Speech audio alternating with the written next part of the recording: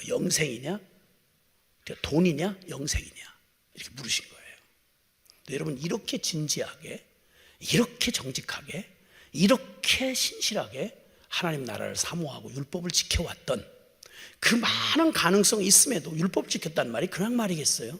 십계명만 생각해봐도 그거 어떻게 성실한 삶을 살았는지 알잖아요. 그런데 그가 자기도 속고 남도 속았죠. 아니, 저 사람이 천당 못 가면 누가 가? 근데 주님께서 그가 직면해야 될 걸 그대로 도전하셨어요. 너 돈이냐 영생이냐? 그랬더니 성경 사복음서 중에 제일 아쉬운 장면 중에 하나가 바로 거기에요.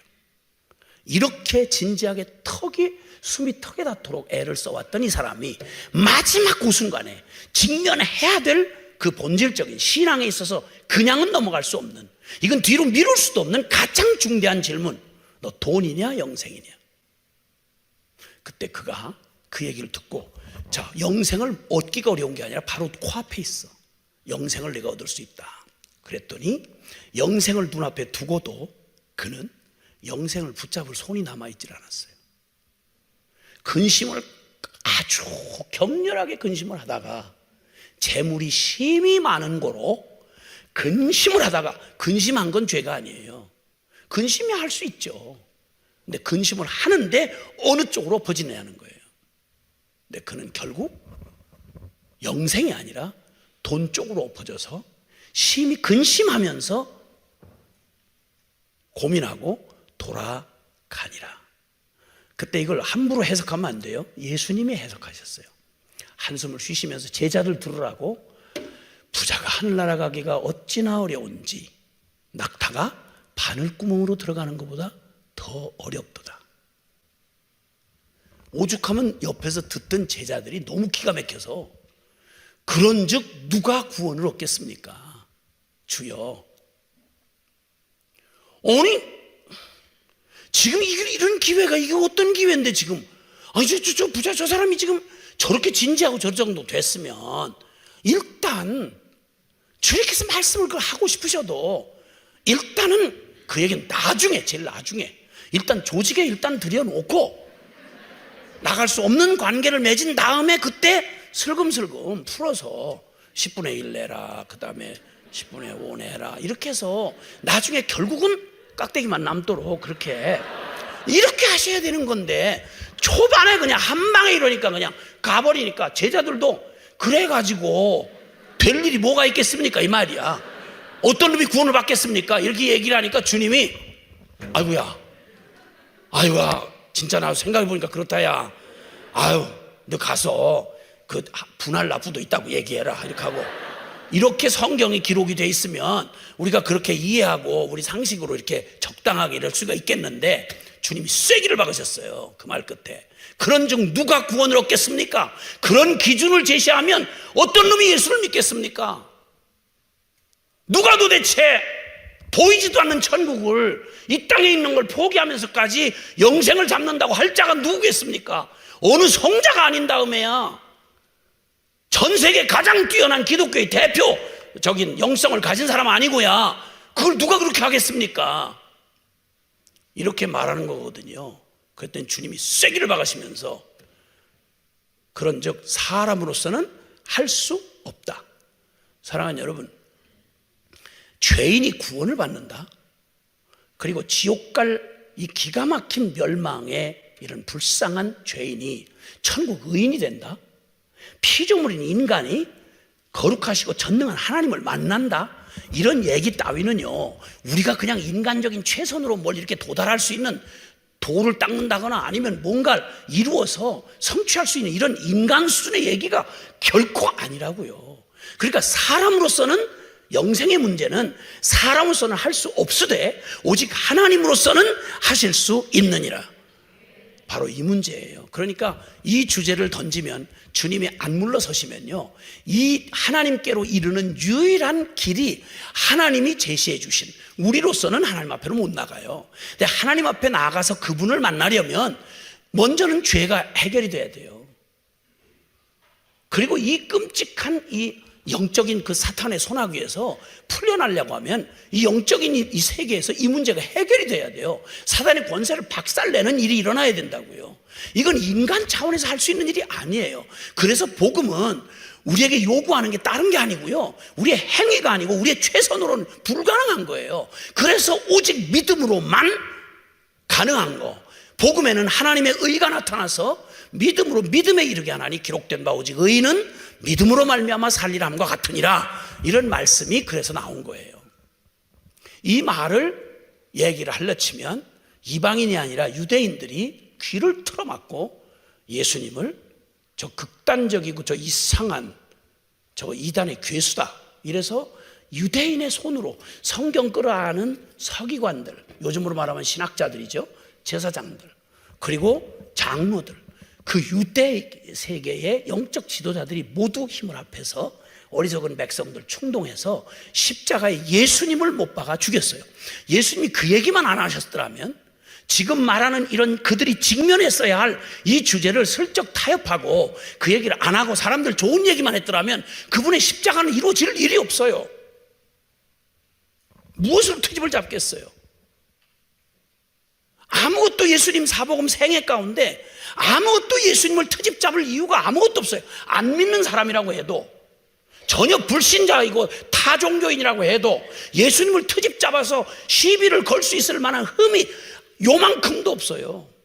너희가 나를 무슨 죄목으로 나를 이게 심판하고 십자가에 처형을 하려고 하는 거냐 물으니까 원수들마저도 그랬어요. 당신의 무슨 흠이 있어서 그런 게 아니다. 더 끔찍한 죄는 당신이 하나님의 아들이라고 그러고, 그리고 십자가 얘기하는 거, 이 참남죄, 십자가의 죽는 게 그리스도라고 말한 이게 이 참남한, 네가 그리스도라고 말한 거, 네가 하나님의 아들이라고 말한 이 참남죄 때문에 너를 죽여야 된다, 이렇게 말한 거예요. 기독교의 핵심은요, 복음의 핵심은 십자가의 도. 기독교의 수많은 성경에 좋은 얘기를 수없이 하는데 십자가 없는 신학, 예수 없는 기독교, 지옥 심판 없는 천국, 성령 없는 종교, 하나님 없는 정치, 이게 바로 구세군의 창설자였던 윌리엄 부스라고 하는 사람이 20세기를 내다보면서 20세기의 기독교의 위기는 무슨 이슬람이고 뭐 공산주의고 뭐 다 이게 아니고 바로 앞서 말한 바로 그 얘기, 예수 없는 기독교, 십자가 없는 신학, 성령 없는 종교. 여러분, 기독교는 절대 종교일 수가 없어요. 여러분, 이렇게 이 껍데기 종교와 이 생명의 복음과의 갈라놓는 이 차이, 여기에 반드시 직면하지 않으면 안 될 중요한 주제, 이걸 이상하게 신앙생활을 하고 심지어는 사역을 한다는 분들 중에도 이걸 직면하려고 하질 않는 거예요. 왜냐하면 이걸 직면하려면 내 존재 전체가 드러나야 되거든요. 왜 십자가가 내게 필요한지를 내가 발견하려면, 억지로 믿어주는 게 아니라 그걸 발견하려면 내가 얼마나 끔찍하고 소망 없는, 아무리 갈고 닦고 쥐어짜도 내게서는 절대 구원의 소망이 있을 수 없다는 처절한 자기 실존을 직면하지 않고는 절대 은혜의 복음이니 뭐 십자가의 구속이니 이런 얘기를 알아들을 수가 없어요. 논문은 써도. 그렇게 생명이 안 된, 그건 반드시요, 어느 순간에 가서 반드시 직면하게 돼 있어요. 내가 피한다고 피해지지 않아요. 오늘 그 중요한 주제를 이미 구약에서, 여러분, 하나님은 신약의 하나님하고 구약의 하나님 다르지 않은 건 아시죠? 하나님은 영원히 변치 않으세요. 예수 그리스도는 어제나 오늘이나 영원토록 동일하시니라. 아멘. 하나님은 영원하시고요, 하나님 말씀도 영원해요. 그래서 구약은 율법이고 신약은 복음이다, 이거 아주 이상한 얘기예요. 하나님이 구약에는 율법의 하나님이었다가 복음의 하나님 이렇게 되는 분입니까? No. 주님 구약 때부터 복음의 하나님이셨어요. 아멘. 근데 오늘 바로 우리 믿음의 조상들 가운데서, 믿음의 조상 중에서 특별히 그 아브라함과 이삭과 야곱 3대를 믿음의 조상, 족장들 3대를 믿음의 조상이라고 보통 얘기합니다. 그래서 하나님이 늘 당신이 즐겨 말씀하실 때, 당신을 지칭하실 때 나는 아브라함의 하나님이요 이삭의 하나님이요 야곱의 하나님 여호와니라 이렇게 말씀하셨어요. 그 중에 이 조상 3대를 통해서 주님이 믿음이 무엇인지, 어떻게 하나님 없이 멸망의 길로 갈 수밖에 없는 아담의 저주를 받은 이 죄된 인류에게 어떻게 하나님을 만나고 어떻게 하나님의 축복을 누리는 그러한 복에 이를 수 있는가, 그 핵심이, 복음은 다른 거 걱정할 게 없는 게요, 복음은 전부 하나님이 하시는 일이에요. 그 하나님이 하시는 일이 100이에요 100. 근데 그걸 우리가 누릴 수 있는 유일하게 허락된 길이 바로 오직 믿음이라는 거예요. 아멘. 오직 믿음. 근데 이 진리를 이해하려고 하면 하나님 없이 내가 주인이 되어 살아왔던 내 상식, 내 통빵, 내 힘으로 살아가는 내 인생 나인 줄밖에 모르는 죄인들에게는 전혀, 육에 속한 사람은 육신의 일을, 영에 속한 사람은 영의 일을 생각하나니 육신의 이 생각을 가지고는 절대 영에 속한 일을 깨달을 수 없다고 고린도전서 2장 14절이 말해요. 이건 영에 속한 일이고 하나님께 속한 일이기 때문에 인간적인 지성의 설득으로 복음을 깨달아서 믿어진다, 거짓말이에요. 있을 수가 없어요. 성령께서 우리의 한계를 넘어서는, 인간 차원을 넘어서는 하나님 수준의 이 복음을 우리에게 알게 하실 때는 요한복음 16장 8절에 보혜사가, 진리의 성령이신 보혜사가 오실 터인데 그가 오시면 죄에 대하여, 의에 대하여, 심판에 대하여 세상을 책망하시리라. 죄, 의, 심판, 이거 전부 구원에 관련된 얘기거든요. 십자가의 복음에 관련된 얘기거든요. 이 사실을 성령이 우리의 영으로 깨닫게 하시도록 성령이 가르쳐 주시지 않는 한, 미안하고 죄송한 말이지만 100년까지 살 사람도 없지만 100년을 살고 애를 쓰고 연구해도 절대 그렇게 알아질 수 있는 게 아니에요. 그래서 복음을 듣고 그 들은 바의 복음을 깨닫고 그리고 회개하고 그 복음을 믿게 되는 이 일은 성령께서 행하시는 영적인 일이에요. 아멘. 자, 그런데 그런 이 원리는 갑자기 복음 시대에 와서 들려진 게 아니고요, 이미 믿음의 조상 시대에 너무도 분명하게 그 원리를 말씀해 주셨는데, 그 중에 오늘 여기 읽으면서 이미 눈치를 채셨겠지만 믿음의 조상 중에 야곱에 관련된 얘기입니다. 자, 이 야곱이 그 지금 이 살아계신 하나님을 조상적부터 믿어오던 아브라함의 하나님, 자기 아버지 이삭의 하나님, 근데 이 야곱의 하나님이 되시는 주님, 그 일을 위해서 지금 야곱의 생애 가운데 여기 지금 이 본문 안에 중요한 직면해야 될 세 가지 주제가 여기 표현이 되어 있어요. 첫째 24절에 야곱은 홀로 남았더니, 여러분 지금 야곱의 이야기는 우리 모두의 이야기예요. 자, 그런데 직면해야 할 야곱의 일생 가운데 반드시 직면했어야 될 게 뭐냐면 그가 홀로 남았더라. 야곱의 일생 가운데 야복강에서 일어난 일인데요, 그 야복강에서 있었던 그 상황을 얘기해줘요. 야곱은 홀로 남았더라. 그러니까 우리의 모든 인생, 야곱을 포함한 우리 모두가 반드시 직면해야 될 한 주제를 얘기하고 있어요. 홀로 하나님하고 독대하는 일이에요. 아버지 하나님 말고요, 어머니 하나님 말고, 훌륭하신 우리 교회 목사님의 하나님 말고, 바로 내가 그들이 전해주고 그들이 만났던 그 하나님, 성경이 증언하는 그 하나님을 내가 홀로 독대하고 만나야 되는 거예요. 이 얘기는 대강 우물쭈물 넘어갈 일이 아니에요. 근데 야곱의 생애에 요리 피하고 저리 피하다가 결국은 부딪힐 걸 부딪히고 직면해야 될 문제를 맞닥뜨려 직면한 게 바로 야복강가에서 지금 야곱이 홀로 남겨진 상황이었어요. 여러분, 우리의 일생을 살아가는 날 동안 주님 오시기 전에, 우리가 이 땅을 떠나기 전에 반드시 우리의 생애에 일어나야 할 일이 뭐냐면 홀로 하나님과 독대하셔야 돼요. 난 믿는 집에 태어났는데요, 여러분 이런 말로 얼버무리지 마세요. 내가 이렇게까지 훈련 받았는데요, 절대 그걸로 대체하지 마세요.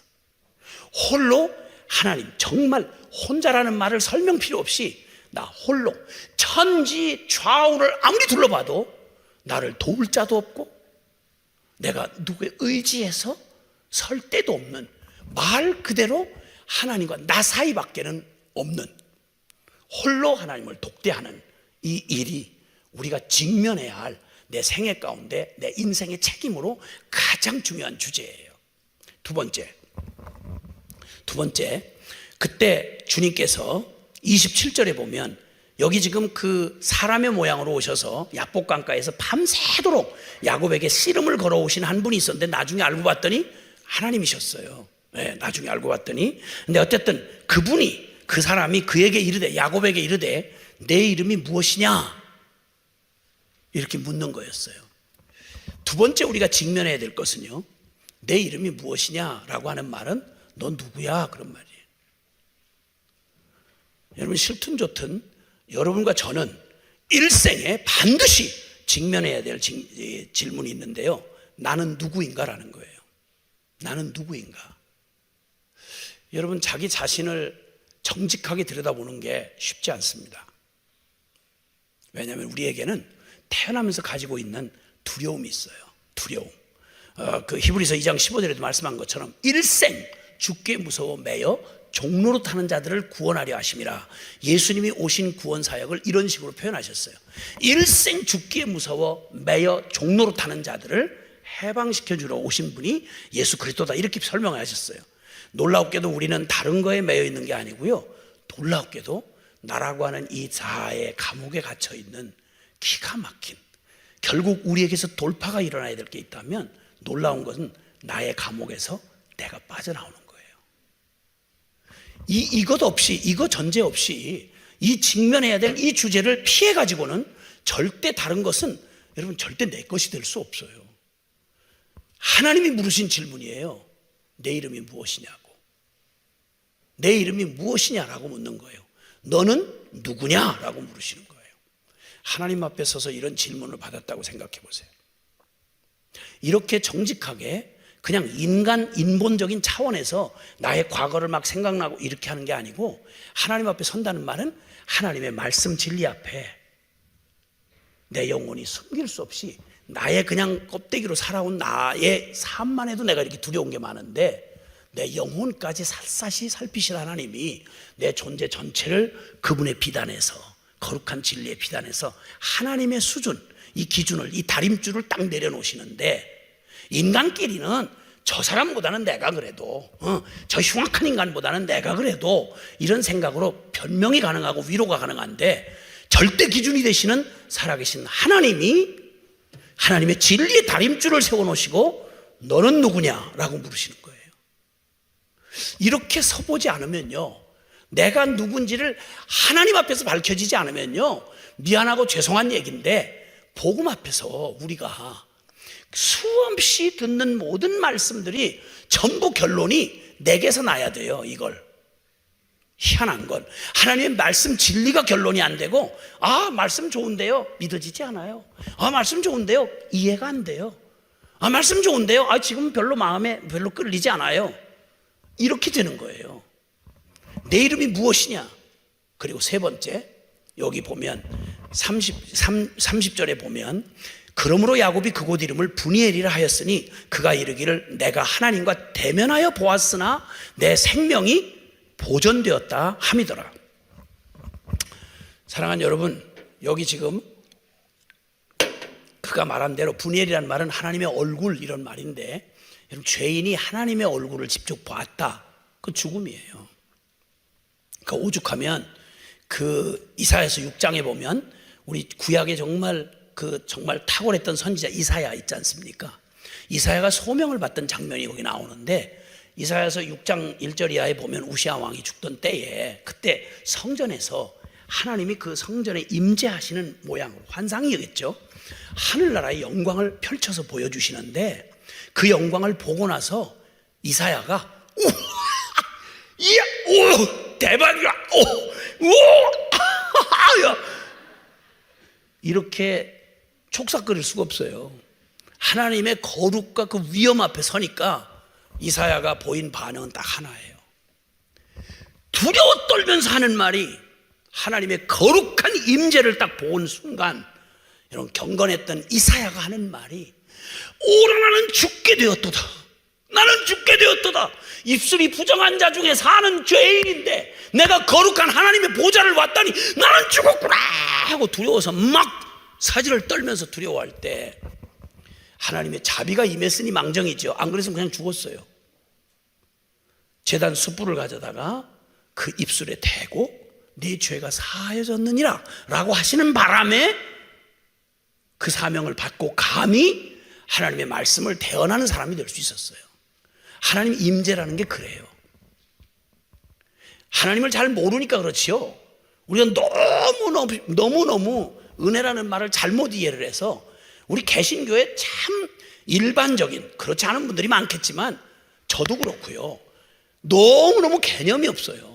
하나님이 얼마나 두렵고 경외할 만한 분인지를 모르니까 주님의 말씀, 하나님의 말씀이라고 하면서도 이걸 뭐 제멋대로 그냥 해석하는 걸 겁을 먹질 않고, 그걸 받는다고 하는 사람들도 전혀 두려움 없이 안 믿어져요. 아, 나 은혜 못 받았어. 아우, 너무 짜증났어요. 아우, 진짜 교회 안 나올까 봐요. 이게 완전히 간이 배 밖에 나온 얘기지. 이게 하나님을 좀 개념이라도 안다면 이런 말이 어떻게 가능하겠어요? 전혀 개념이 없어요. 하나님 두려움이 없는 거예요.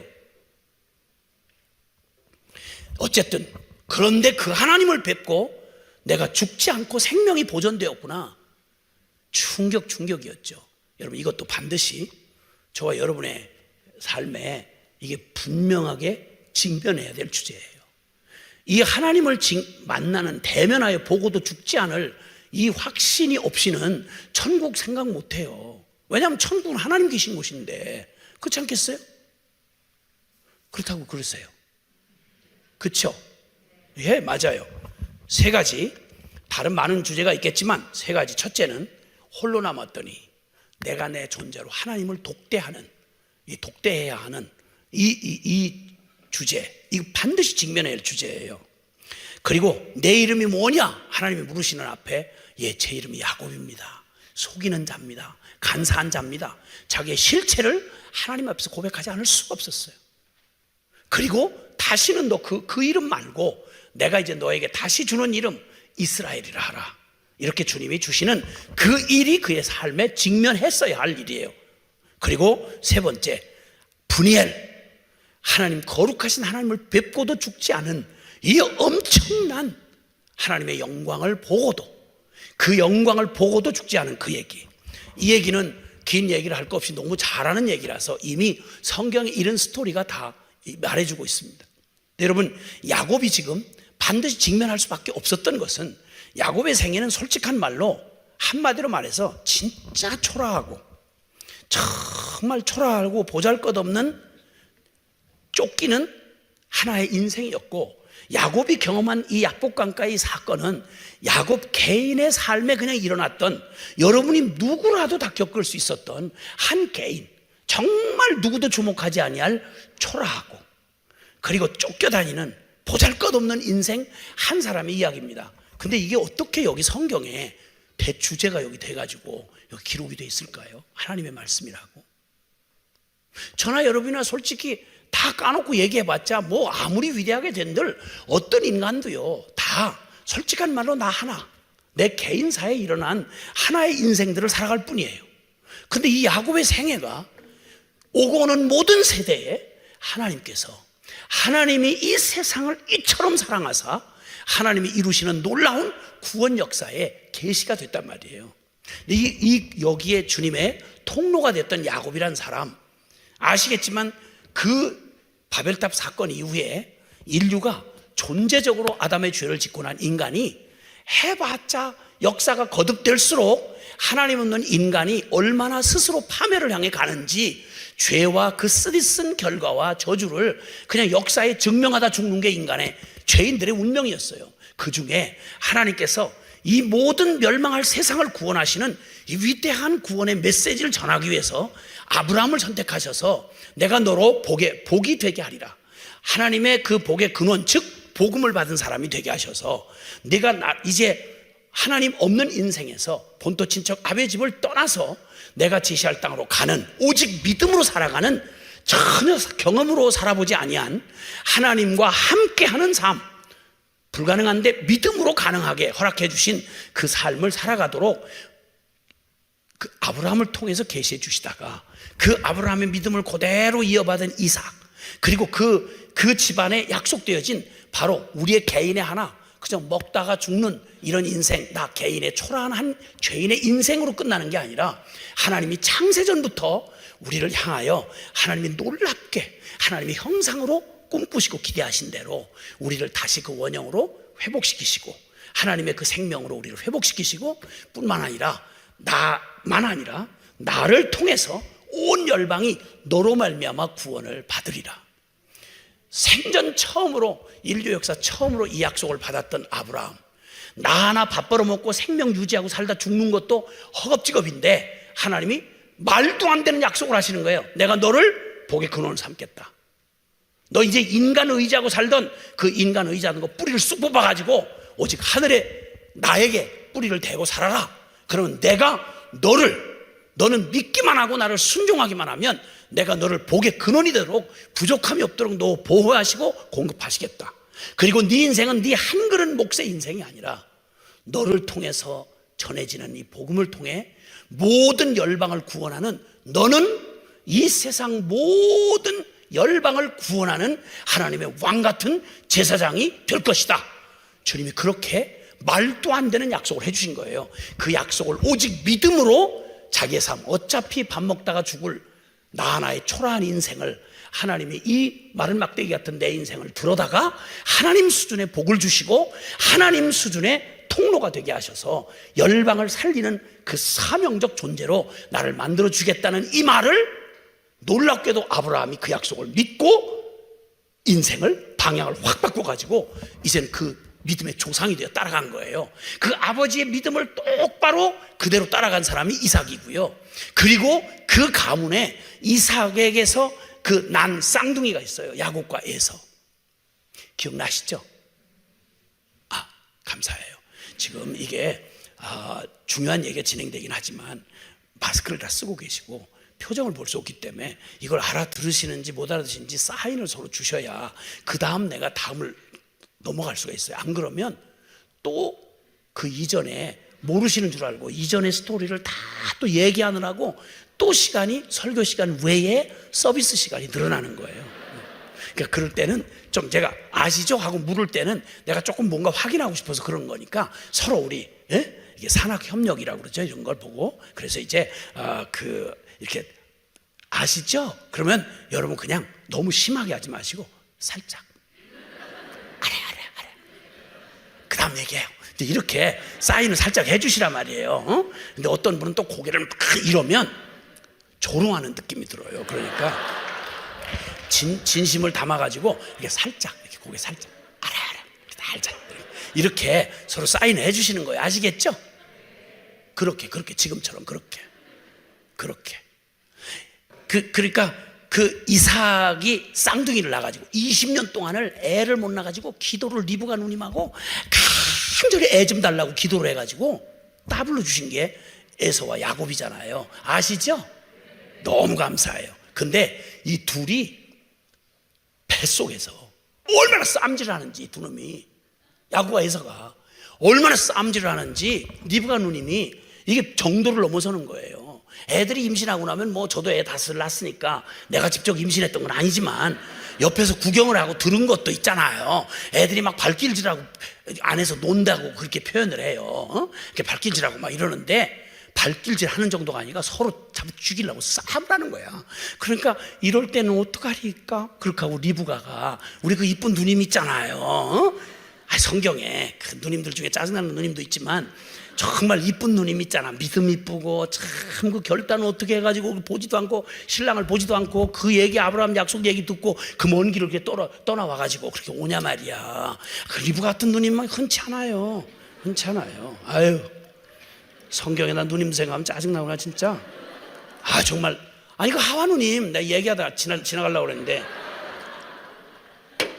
뭐야 그걸.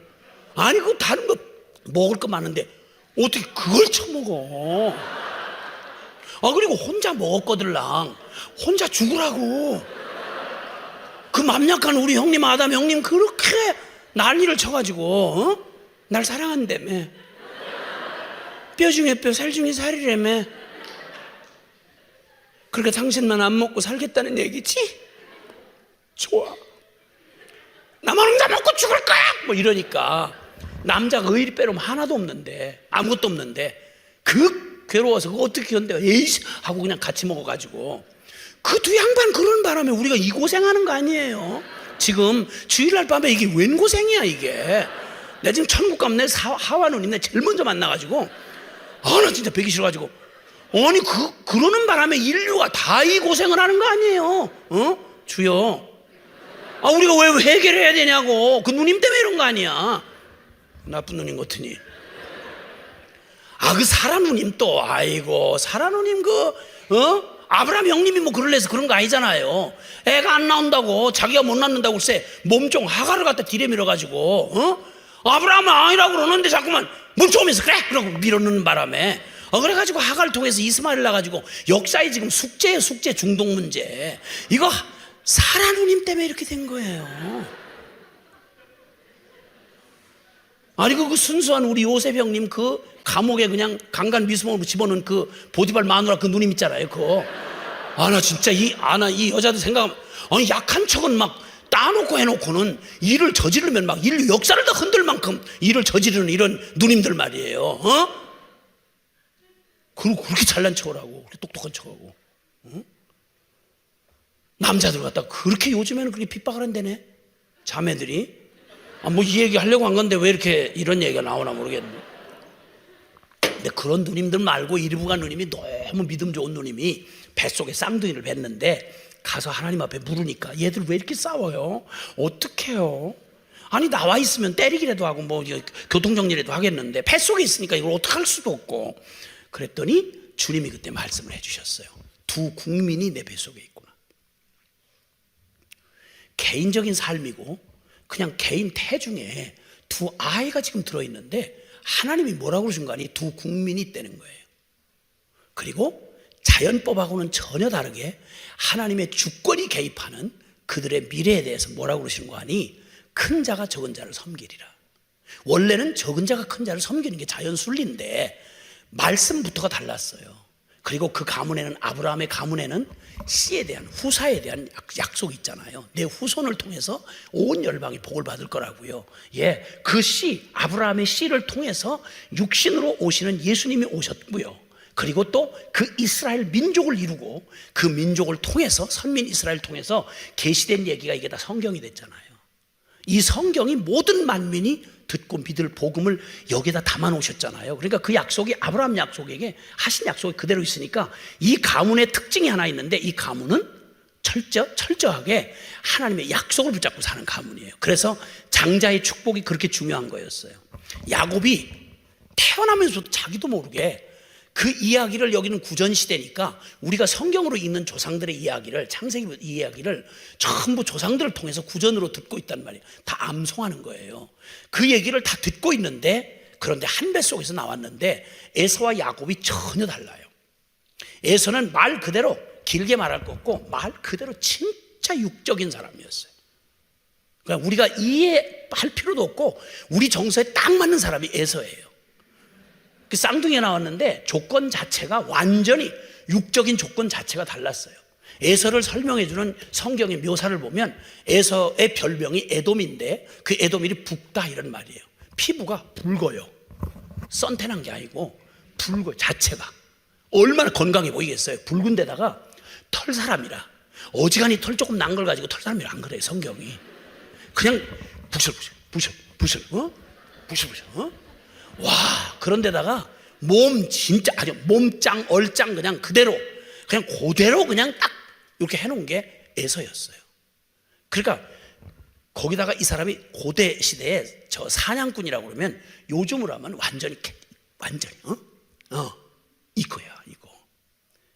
그래 뭐 지금 최고의 사람이죠.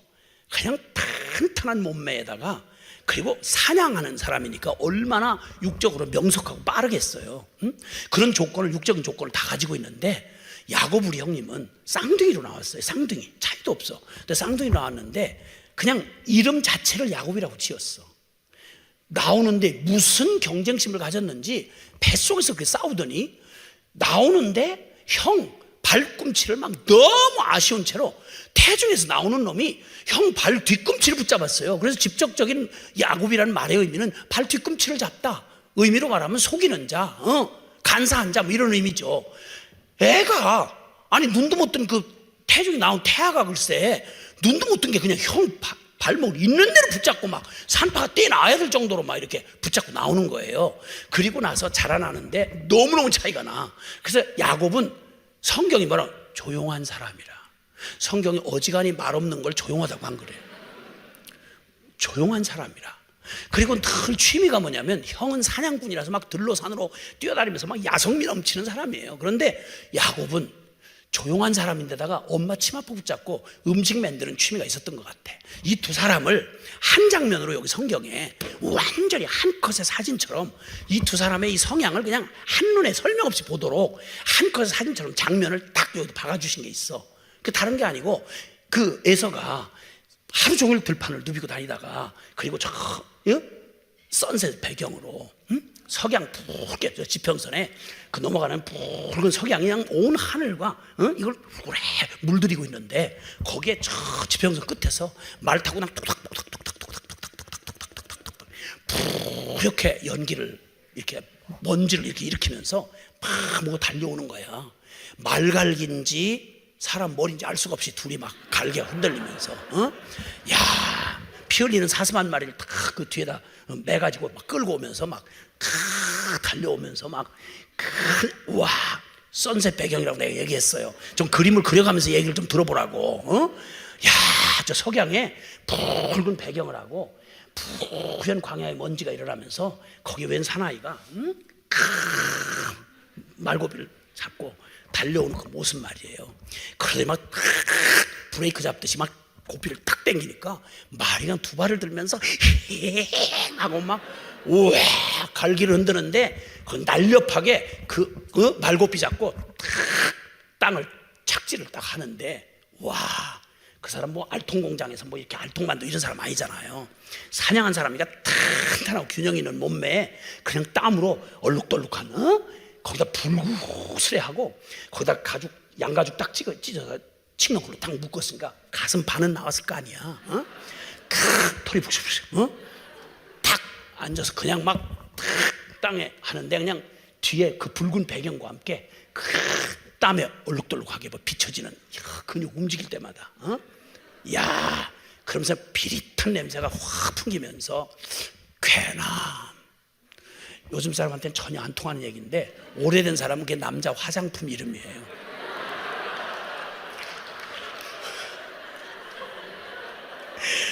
내가 생각해봐도 무척 애를 쓰는 것 같아 내가. 여러분에게 이 현장을 그냥 생생하게 느끼게 하고 싶어서 어쨌든 그런데 그 멋진 사나이 막 와, 그걸 뭐 그냥 가난한 여자들이 뭐 전부 다 막 다 오빠 그냥 막 기절하고 난리도 아니지. 근데 바로 그 장면, 바로 그 앞에서 야곱이 앞치마 두르고 땀을 뻘뻘 흘리면서 붉은 죽, 그 팥죽이라고 보통 붉은 죽을 이렇게 쓰면서 이렇게 잘 익었는지 이렇게 쭉 쭈르륵 떨어지는 걸 손가락 이렇게 해서 이렇게 하는 야곱하고 그 멋진 에서하고 한 장면으로 딱 여기다 담아 놓으셨어요. 여러분 만약에 뭐 다른 거 그만둬 놓고 그 제가 한번 저 한국의 저 부산 쪽에 제일 크다고 하는 교회에 중직자들을 위한 세미나를 오래전에 갔어요. 거기 다 권사님 뭐 안수집사 장로 이런 분들만 모였거든. 근데 그 얘기를 똑같이 내가 지금보다 훨씬 더 심감나게 했어요.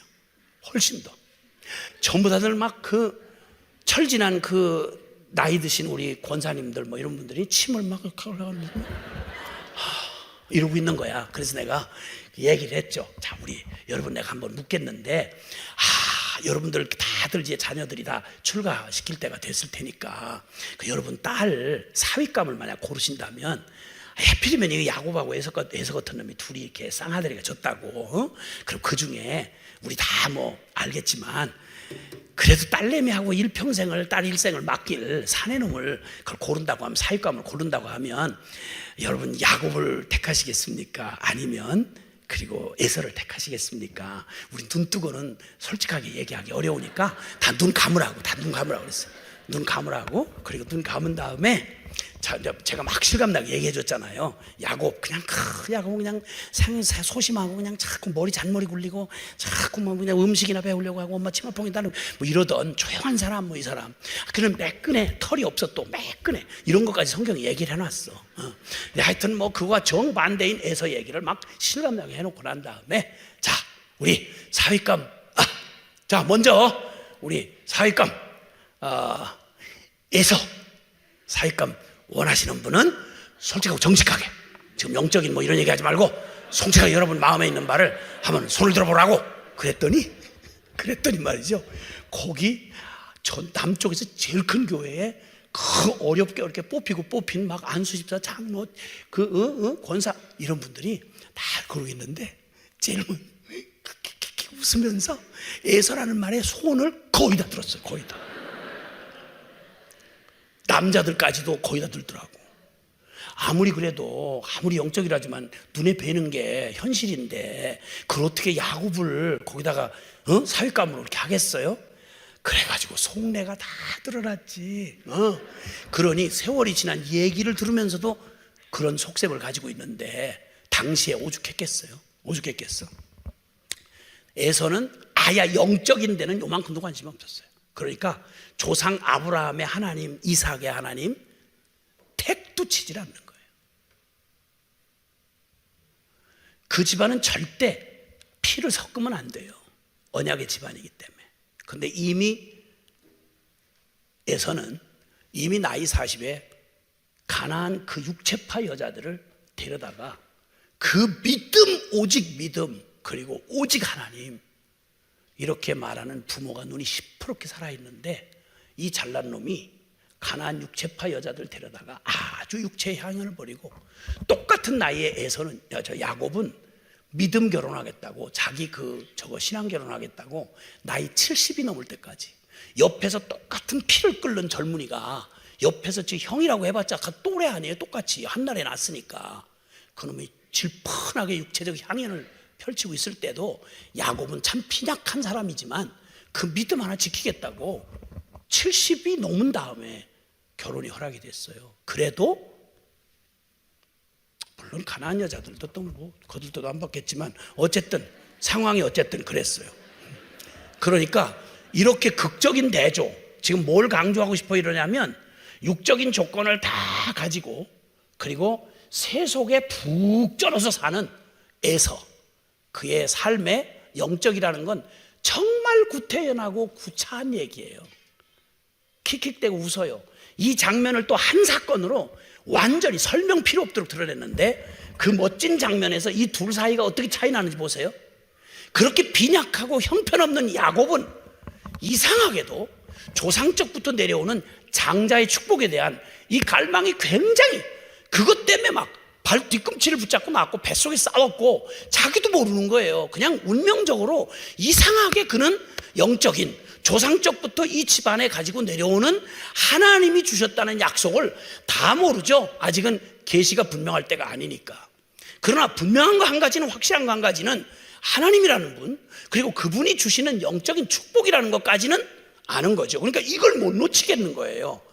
태어날 때부터 자기가 선택해서가 아니라 마음 안에 그런 갈망이 있는 거예요. 영적 갈망이 있었던 거죠. 그 빈약한 인격, 거기에 따르지 못하는 그의 삶은 뭐 비난받아 마땅하지만 그러나 자기도 어떻게 할 수 없는 그 영적인 갈망이 있단 말입니다.